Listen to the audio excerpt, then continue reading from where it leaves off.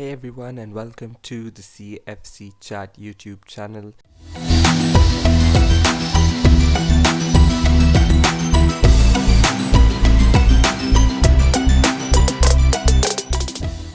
I'm your host, Maya, or if you know me through Twitter, then you will probably know me as @Lampard's Legacy. So I'm of course grateful to the CFC Talk team to have given me the opportunity to be your presenter, and hopefully we can do some good stuff together on this new channel.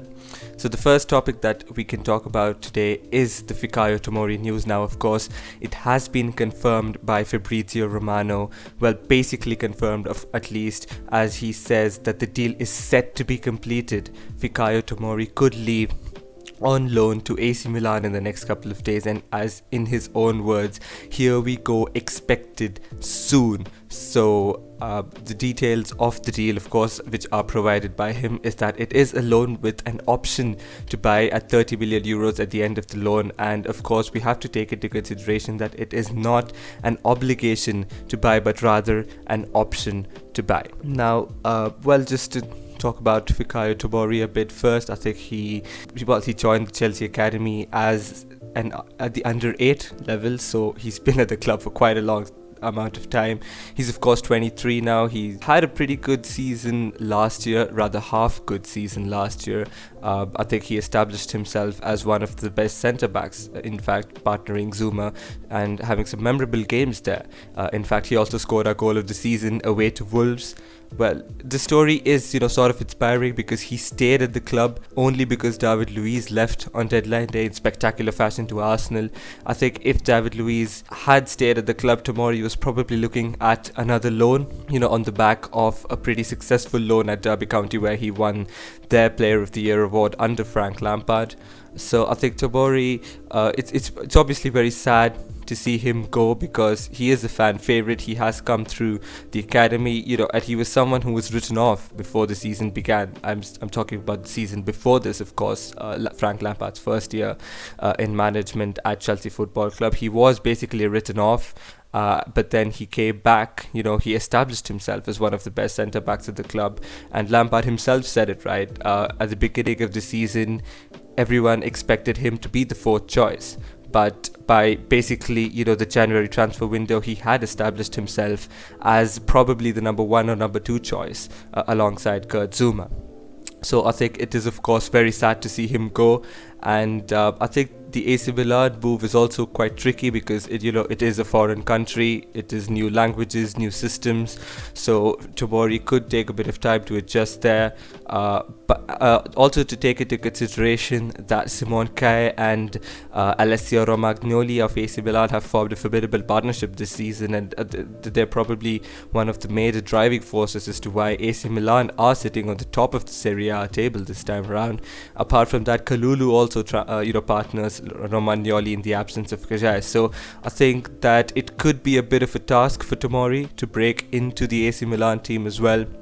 So it should be interesting, right? I think this is definitely a transfer to keep an eye on, and as much as we don't want to see Tomori leave, I think it makes the most sense for all parties involved and for Tomori himself, because despite some strong performances last season, he was frozen out later on, and definitely didn't do himself any justice either when he was brought back into the side. For example, the Bournemouth game, I think last season where we drew 2-2, I think he was pretty poor in that game. So I think that all things considered, Fikayo Tomori leaving could probably be the best thing for all parties involved. At this season as well, he's looked out of favour.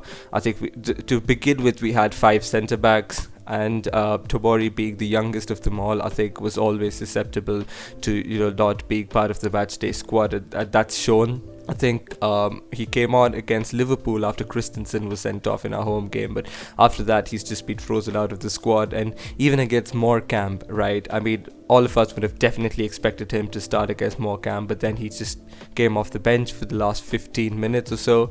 So I think that was really poor as well. So I think that him leaving the club could be the best thing for all parties involved. And I think, talking about his age as well, he's 23 now. He's not very young either, so I think he's going to reach his prime soon. He's going to be at his peak in another couple of years, or probably 3 years, and he needs regular football now at this age, to reach the highest peak possible for him in a couple of years' time. So I think that taking all of that into account, I think it's best for him to leave the club. And let me give you 3 reasons why Fikayo Tomori leaving is being blown out of proportion, right? Especially on Twitter.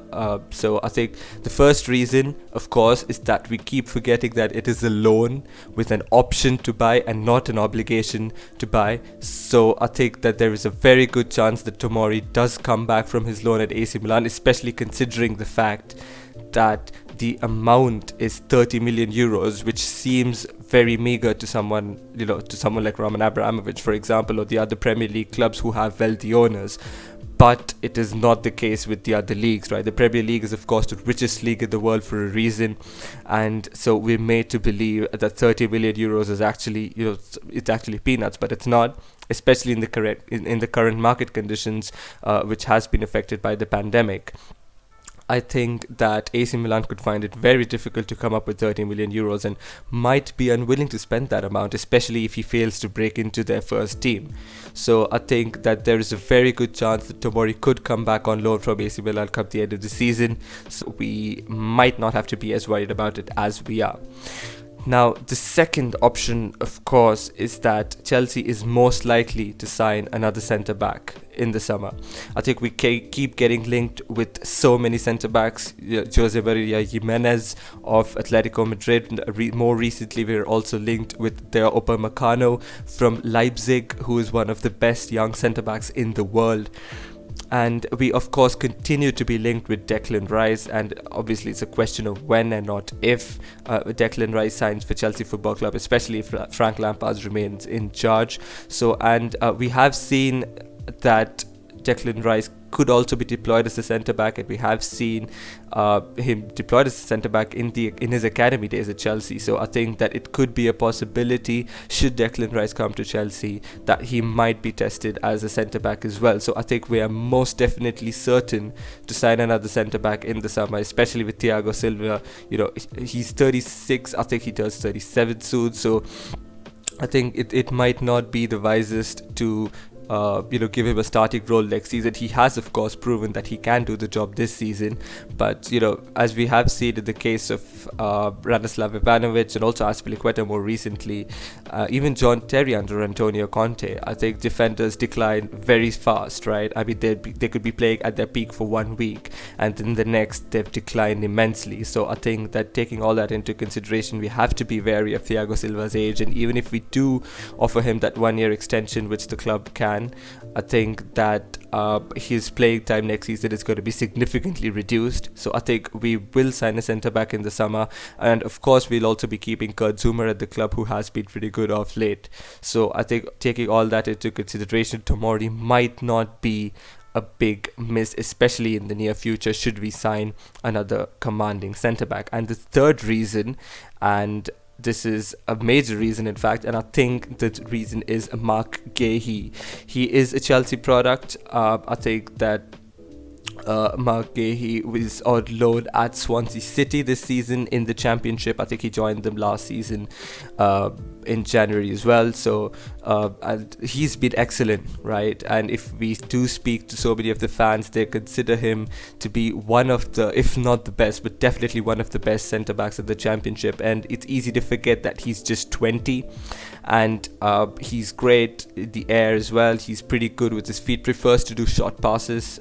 So I think he could be an interesting talent to look at, right? He's also 182 centimeters in height, which is pretty tall as well. He's also a threat from set pieces. So I think that taking all of that into consideration, I think that the Chelsea board have decided that it could probably be in everyone's best interest to see Tomori leave, especially if Gahey can have a higher ceiling than Tomori in a few years.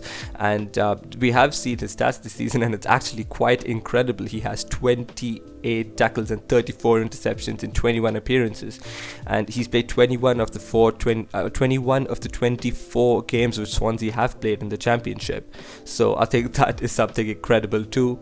And I think he also has 12 clean sheets in the league, and he's been a big part of all of those clean sheets.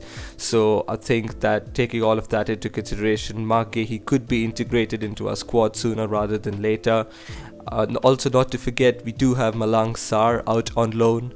I think that could be something to keep an eye out as well. He could turn into a promising centre back in the near future.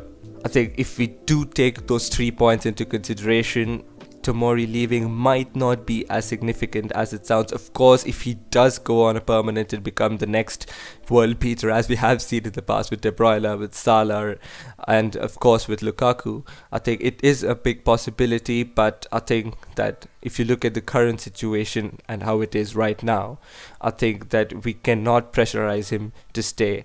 I think that, why would he waste his career sitting on the bench when he can get other opportunities elsewhere which can further aid his development. So I don't think we have to be too upset about it, and we do not have to blow this up out of proportion at all. So those are my thoughts on the Fikayo Tomori situation. If you do like the video, you can leave a like, you can subscribe to our channel. This is of course a very new channel and we'd appreciate some support. I will be tuning in with previews and reviews of matches. So I think that this could be something really exciting to look at. Hopefully you like the video. Keep the support, guys. Goodbye.